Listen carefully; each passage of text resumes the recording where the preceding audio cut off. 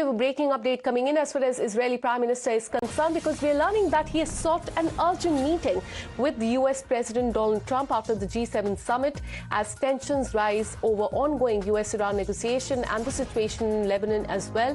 According to the report citing Israeli sources, Netanyahu wants to meet Trump as soon as he returns from Europe to discuss the Israel concern about the emerging diplomatic deal with Iran.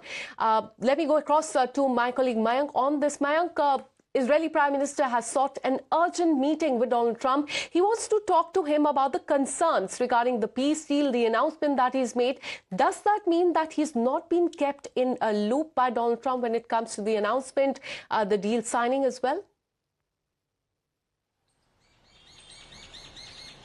See, one thing has been clear is that as far as talks is concerned, that was definitely going on between the US and Iran. And one thing which has always been clear right from the beginning of the operations, and as far as the operational Roding Line is concerned, which is Israel side's operation on Iran, is that they never gave up their decisions to bomb the areas of Lebanon.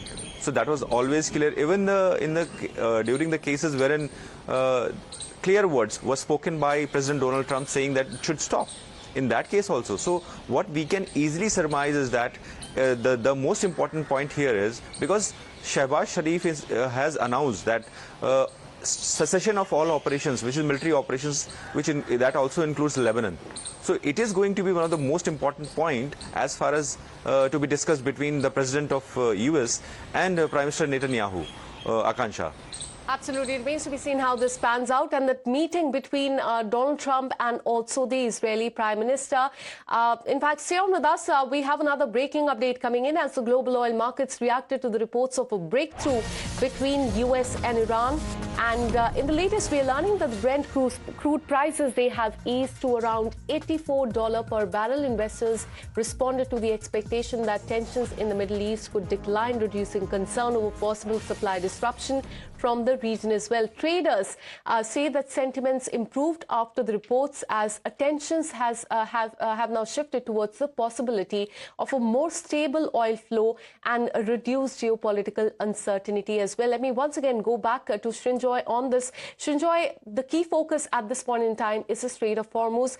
That will be reopened in the next 5 days is a clarification that is coming from both the countries. Naval blockade will also be removed. And in that backdrop, we're learning that the global markets are reacting very sharply to this. The oil prices have also gone down, and the investors are also quite happy about this.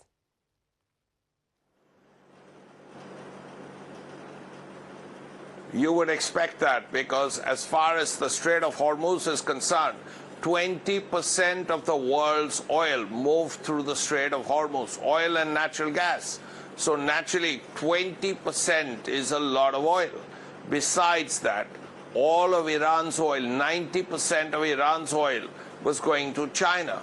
That's also a substantial amount. Now, if 25–30% of the world's oil was stuck, literally and metaphorically, then what happens? Naturally, oil prices go up, and they went up, they shot up from from about less than $80 a barrel of crude to over $108, $110. Now that's a huge jump.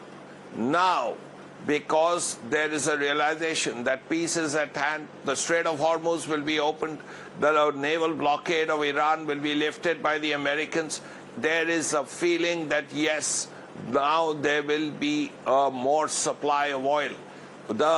This is a clear demand and supply situation. If you have more oil, as there is likely to be now that the strait will be opened and the naval blockade will be lifted, you will have more supply. So if you have more supply, then clearly the prices will go down. And the first indications of that are before us.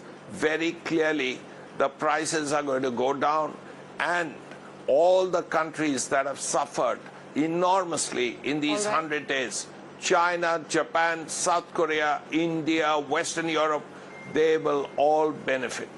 Absolutely, because the war did not affect just the West Asia region, but the entire world. And now a big announcement that is coming from US President Donald Trump, something that the world was waiting for. He has announced a peace deal between US and Iran, but it will be signed in the next 5 days in Switzerland, and we will be keeping you updated on that.